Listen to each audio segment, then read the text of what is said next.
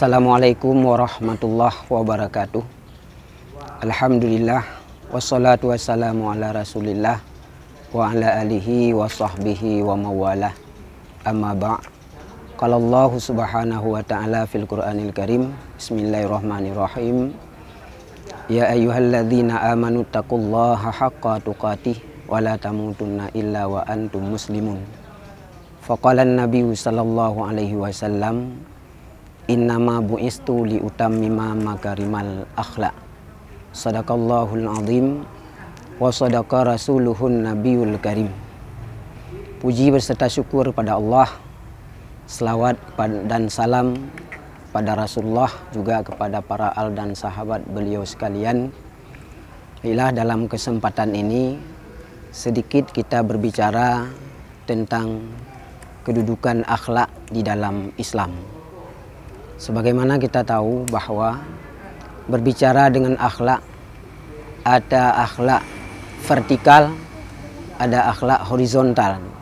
Kalau akhlak kita sebagai hamba Allah dengan Allah Subhanahu wa Ta'ala disebut dengan akhlak vertikal.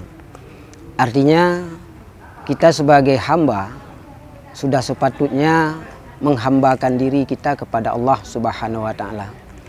Tata cara kita berakhlak kepada Allah yaitu dengan cara kita melaksanakan segala perintah Allah Subhanahu wa Ta'ala, juga kita menjauhkan segala larangan Allah Subhanahu wa Ta'ala. Itulah yang disebut dengan akhlak kita dengan Allah, atau lebih dikenal dengan seorang yang muttaqin. Kemudian yang kedua, juga ada akhlak kita yang sifatnya horizontal, yaitu akhlak kita dengan sesama manusia. Rasulullah Shallallahu Alaihi Wasallam dalam sebuah hadis menyatakan, innama bu'istu li utammima makarimal akhlak.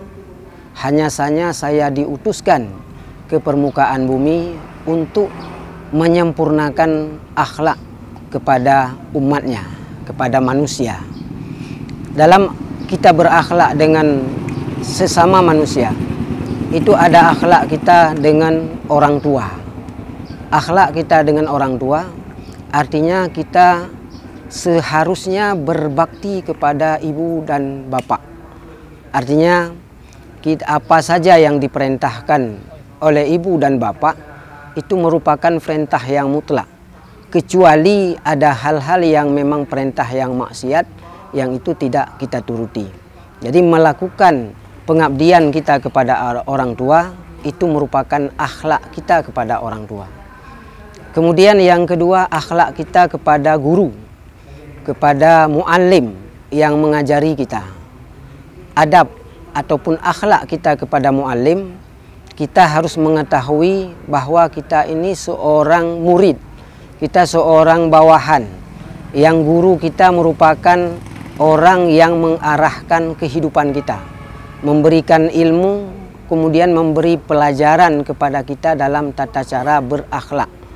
Maka akhlak dengan guru bahkan kadang-kadang melebihi di atas akhlak kita kepada orang tua. Karena sifat orang tua mendidik kita rata-rata adalah jasmani. Sementara seorang guru atau seorang muallim mendidik kita adalah yang sifatnya rohani. Jadi rohani ini akan menentukan arah kehidupan kita secara fisik, arah kehidupan kita dalam bergaul dengan bermasyarakat. Kemudian juga ada akhlak kita sesama yang setingkat atau sesama manusia. Hablum minallah wa hablum minan nas. Artinya akhlak kita kepada para sahabat kita, yaitu dengan cara kita jangan mengomentari sesuatu yang bisa menjadi aib bagi teman ataupun sahabat kita. Walaupun kita melihat keaiban daripada sahabat kita, aib itu harus kita tutup. Karena membuka keaiban orang lain adalah merupakan satu bentuk dosa besar, dan membukakan aib orang lain, Allah Subhanahu wa Ta'ala satu saat akan membuka keaiban daripada kita sendiri. Maka oleh karena demikian, kita sebagai seorang muslim, kita sebagai seorang mukmin yang beriman kepada Allah, harusnya kita berakhlak yang bagus sesuai dengan perintah Allah Subhanahu wa taala dan perintah Rasulullah sallallahu alaihi wasallam. Ketika manusia ini berakhlak dengan Allah baik, berakhlak dengan sesama manusia itu baik, maka terciptalah seorang manusia itu sudah membangun pondasi yang baik kepada pribadi diri sendiri dan mengarahkan kehidupan masyarakat yang lain kepada yang lebih baik. Bila kita sama-sama berakhlak yang mulia, akhlak yang baik, maka terwujudlah satu keluarga yang baik, satu desa yang baik, satu kecamatan yang baik, satu kabupaten, satu provinsi, bahkan satu negara yang baik. Jadi negara yang baik itu diawali oleh akhlak daripada rakyatnya yang baik. Saya rasa inilah yang dapat saya sampaikan berbicara dengan akhlakul karimah seorang manusia dalam Islam. Maka sudah saatnya kita mengajari akhlak kepada anak-anak kita agar anak kita masa depan lebih terfokus, lebih terarah dalam kehidupan sesuai dengan tuntutan agama kita. Demikian, wallahul muwafiq ila aqwamit thoriq.